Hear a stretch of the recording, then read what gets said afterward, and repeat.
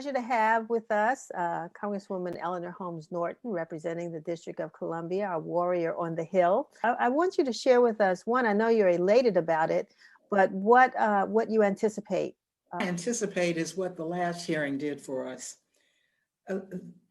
These hearings, and remember, we passed this bill in June, but it takes more than one session to pass a bill, even bills not as enormous as this.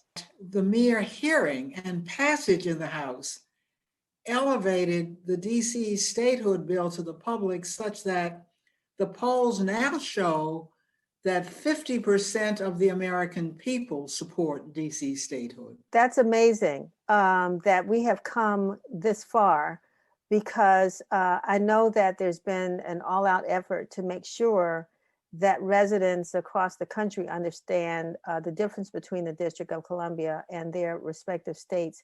How much do you think the awful event on January 6th raised awareness about DC status? The January 6th did not give us nearly the opportunity that the hearing gave us to expose DC statehood. Remember, there was a lot of chaos there. And it's true that the Capitol Police were held back by then President Trump, but to move from that to statehood took something like our hearing, and that's what, in fact, I think had the most effect on the American people. What do you attribute the increased awareness about statehood across the country? What has happened? What has your office done? What has the statehood workers done? What have they done to really increase awareness across the country? Awareness is breaking out all over. In the streets of DC, there is some organization passing out DC statehood signs, so that I can't go anywhere without seeing them. And remember, we get visitors to DC as well, because it is the nation's capital. But I think what has done it was when people, the American people heard in the hearing some of the just basic facts that many residents know, but most Americans did not know, that, for example, District of Columbia residents pay the highest federal taxes per capita in the United States. Now, that was an unknown fact to most Americans, that we have a larger population than two states, Wyoming and Vermont, that the District of Columbia has about the same population as 7 states. Most Americans did not know that our budget is larger than that of 12 states. What? Most people had never heard that our bond rating is better than that of 35 states, that our personal income and gross national product is greater than that of any state. When you hear that kind of information, you can't figure out why the district isn't treated the same way as your own state or your own district. Our new administration in the White House, we know that if we could leapfrog over the Senate, our chances of getting statehood would probably be very successful. But we are going to face some opposition, which we've seen from the American Recovery Act, how Republicans are very anti that bill. And then, of course, what you're going to face in the Senate. What are your predictions, and who, not only who's not supportive, but who's most supportive? More than 90% of the Senate Democrats. Yes, I don't, as you say, if Republicans can't support the recently passed American Rescue Act, which is going to bring them money, how in the world are they going to support DC statehood?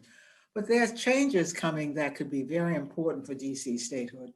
The Senate held up in organizing in January, and the disagreement was about the filibuster. Many in the Senate now want to get rid of the filibuster, which is the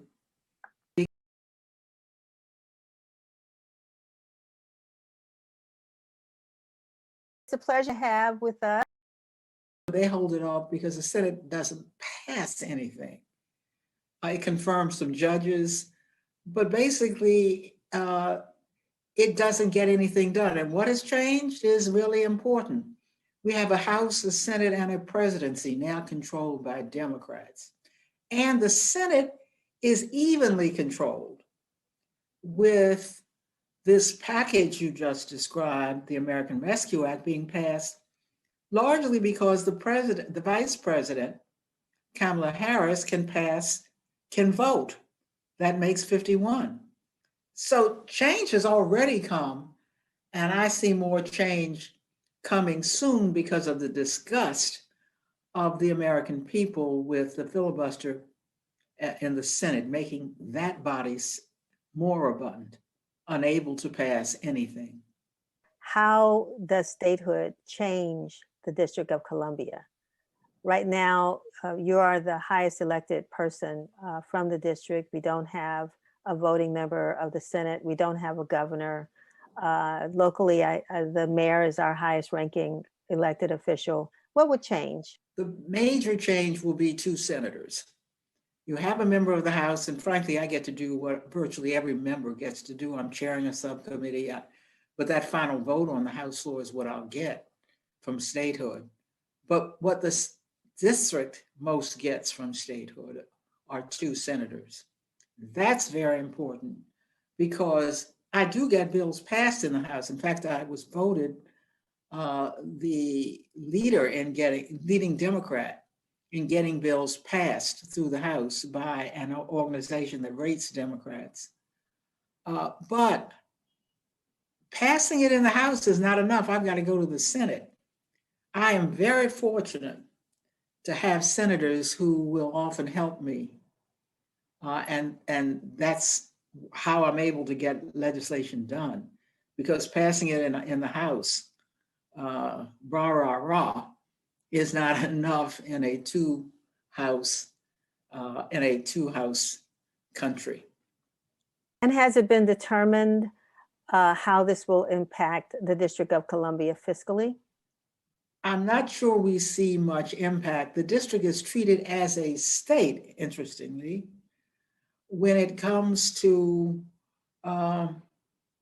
matters passed by the House and the Senate, and that's because the district residents pay federal income taxes. So I'm not sure there'll be a fiscal difference. The major difference are those 2 senators.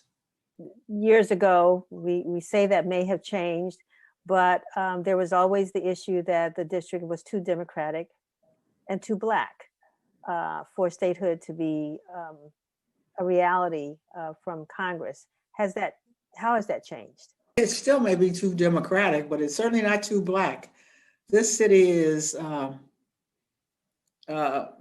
pretty much at 50-50 now, frankly. And at the next census, I think it will be majority white. That won't make a dime's worth of difference when it comes to DC statehood. The people that move into statehood have the same views as the African Americans who live here.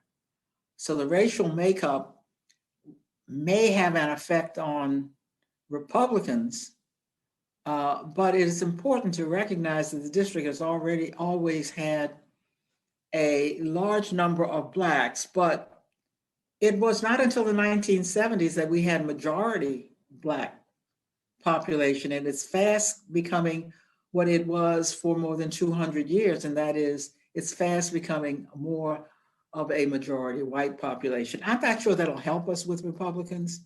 They don't want DC to have statehood because of the way they see us politically as more progressive than they are. In fact, always, Congress has looked at is the number of people, whether the people support statehood. There are no exact criteria for statehood, but those are the kind of indicators that Congress looks for. What is it that you really want people to know? But people do have relatives across the nation, and if they write their own senators and representatives, but especially their senators, I think they can help us get out the word where it needs to be now.